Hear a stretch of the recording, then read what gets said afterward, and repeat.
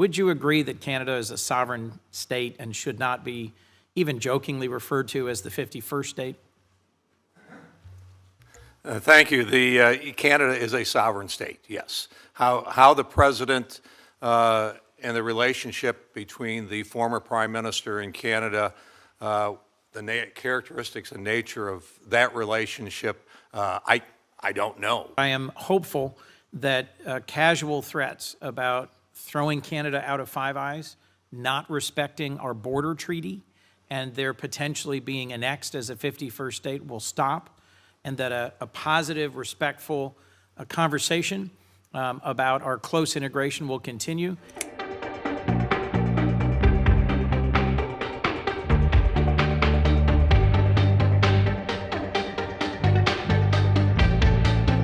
Ambassador Hoekstra, if I might briefly, my colleague, Senator Kaine, referenced ways in which negotiation tactics have profoundly unsettled our relationship with Canada.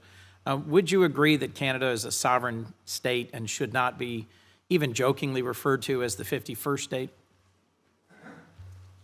Thank you. Canada is a sovereign state, yes. How the president and the relationship between the former prime minister in Canada, the characteristics and nature of that relationship, I don't know. Okay. I view as a positive, sir, that we have a new prime minister in Canada. Yes. And a chance for a reset. Given my time, I will simply assert that Mexico, Japan, and Canada are among our most important allies. I'm very encouraged there is a positive start to the U.S.-Japan relationship with the meeting with Prime Minister Ishida.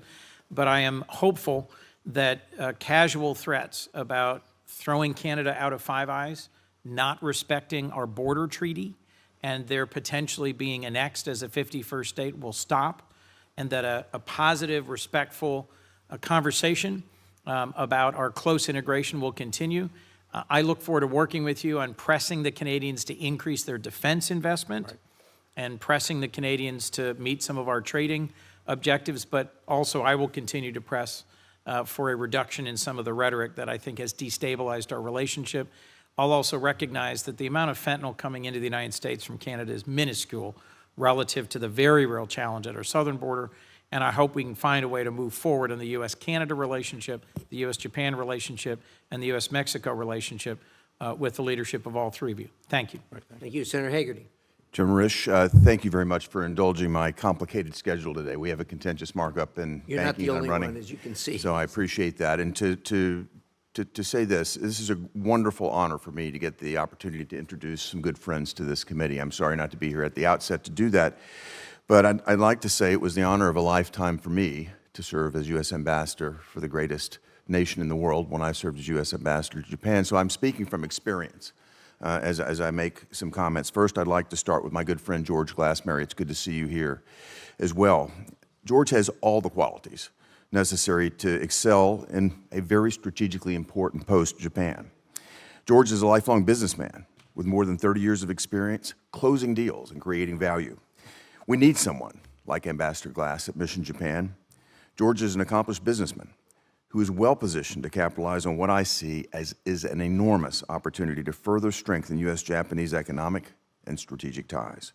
Importantly, George is an experienced diplomat who served as U.S. Ambassador to Portugal during President Trump's first term, earning the State Department's award for exemplary diplomatic service. During his time in Lisbon, George strengthened economic ties between the United States and Portugal, supported the U.S. military, and countered Chinese malign influence abroad. In other words, George, in his first ambassadorial role, demonstrated that he is precisely the type of diplomatic leader that America needs to further President Trump's foreign policy agenda in Japan and in the broader Indo-Pacific region. Finally, George is a man of deep faith, with the drive and the conviction to tackle the toughest challenges. And if confirmed, George will make an outstanding U.S. Ambassador to Japan. Let me now turn to President Trump's nominee for U.S. Ambassador to Canada. That's my good friend Pete Hoekstra.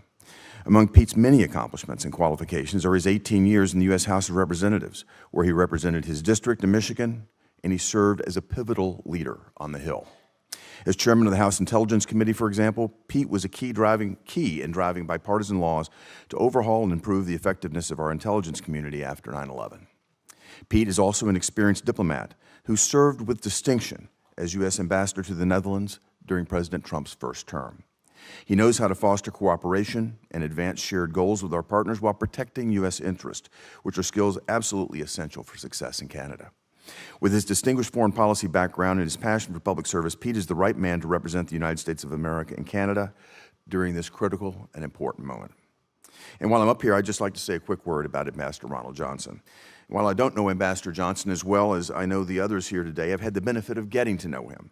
And I have been most impressed by his deep background in the military, in the U.S. intelligence community, and his accomplishments as U.S. Ambassador to El Salvador. As a former U.S. Ambassador myself, I believe that Ambassador Johnson is just the sort of diplomat that we need in Mexico City to strengthen our bilateral relations at a very critical time. Again, Mr. Chairman, I want to thank you for the opportunity to introduce George, Pete, and to speak to Ronald's qualifications. I look forward to the rest of our discussion this morning, and I look forward to seeing them all passed out of committee today. Thank you. Thank you, Senator Hagerty. Senator, where are we here? I guess, Dave, you're up. Senator McCormick, please. Thank you, Mr. Chairman, and thank you to a great panel appearing before us. I want to start with you, Ambassador Johnson. It was great to meet you the other day. We discussed fentanyl overdoses in Pennsylvania and the huge problem it's created. The Mexican government, I think we agree, needs to do more, and I think your experience in the military and intelligence in the region will help a lot. What is your assessment of the new Mexican government and its high-profile raids and security policies directed at the cartels? What do you think these have been effective thus far, and what are you seeing? Thank you, Senator. I'm encouraged by what I'm seeing recently in Mexico. I think there are obviously opportunities to improve, but also President Sheinbaum has not been in office that long. I think there's opportunities for us to work together more closely, and in particular, when it comes to the sharing of intelligence information with JTF Alpha, JTF Bravo, who track precursor chemicals and the shipment of drugs to and from Mexico. And I think if we can work to further that relationship and ensure that we are shoulder to shoulder with our partners in Mexico, I think they will rise to the occasion. I've seen more recognition out of them recently than ever, and the realization that the drug problem comes with violence and that the violence in Mexico has been horrible. It led to the death of many politicians. It is truly the definition of terrorism because of the horrific deeds that are conducted against the communities. And I think there's a lot of Mexican people that are not, they're not corrupted by the money, they're coerced by the fear of what will happen to their family if they don't look the other way or provide support in some way to the cartels. So I think there's a great opportunity there to work with them on providing security for those that are doing the right thing. Good, thank you. And a piece of that problem, as we talked about, and a broader problem is China.